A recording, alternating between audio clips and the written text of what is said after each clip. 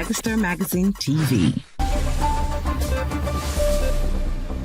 Hello and welcome to Megastar Magazine TV. My name is Monique Aigbe. In the news, the National Assembly has shifted the resumption of plenary sessions by 2 weeks, moving it from September 23rd to October 7, 2025. In a memo to senators, Chinedu Akubueze, Chief of Staff to the Senate President, apologized for the inconvenience caused by the charge. A similar notice was issued to members of the House of Representatives in an internal memorandum dated September 22nd. Clerk of the House, Yahaya Dansaria, confirmed the rescheduling.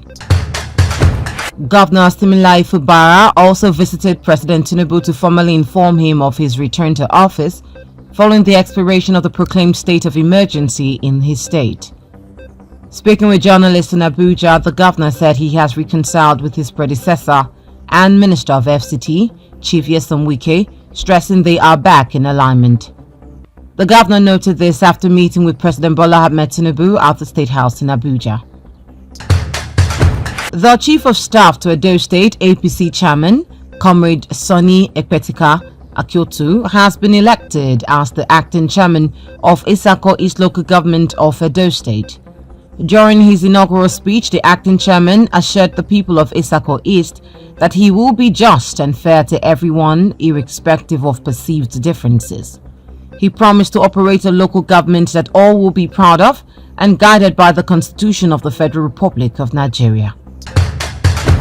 According to the latest data released by the Central Bank of Nigeria, CBN, Nigeria's gross external reserves have risen to $42 billion, the highest level in 6 years. This increase, following a surge in August, is driven by stronger hydrocarbon export revenues and consistent foreign exchange inflows. The increase attributed to stronger hydrocarbon export revenues and a steady inflow of foreign exchange comes on the back of a surge recorded in August. On the foreign scene, the United States has warned that corrupt Nigerian government officials risk visa restrictions. The U.S. mission in Nigeria said fighting corruption has no borders and that accountability extends to high-profile individuals. The U.S. had in the past imposed visa restrictions on politicians accused of undermining democratic processes and engaging in electoral malpractices. Uganda's longtime president Yoweri Museveni has been confirmed to stand in the January 2026 elections.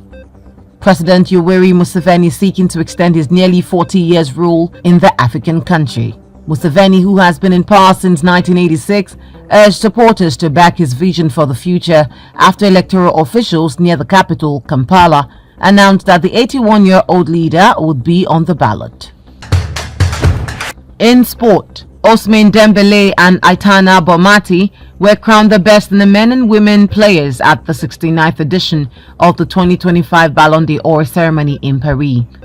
Ousmane Dembélé has received the award for the first time and became the 6th Frenchman to win the Ballon d'Or, while Aitana Bonmatí has made history by becoming the first player to win the women's Ballon d'Or 3 times. Ballon d'Or is the most prestigious accolade a footballer can receive in recognition of outstanding achievements and exceptional talent.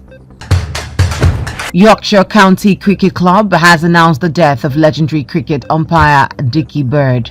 Harold Dennis Dickie Bird became one of the most famous umpires in cricket, officiating 66 Test and 69 One-Day Internationals, as well as 3 World Cup finals.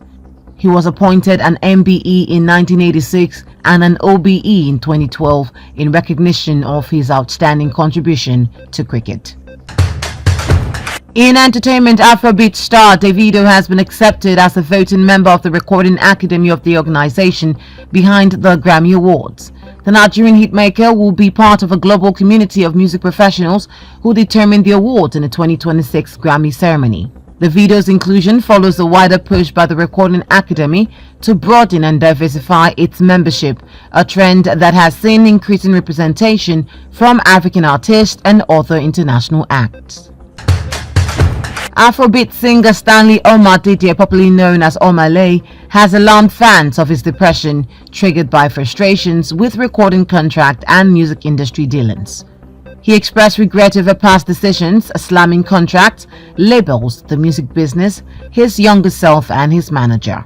Omale's music connects deeply with fans, and his latest outburst has sparked both concern and speculation about new music. That has been the news. For more information, follow our social media platforms showing on your screen.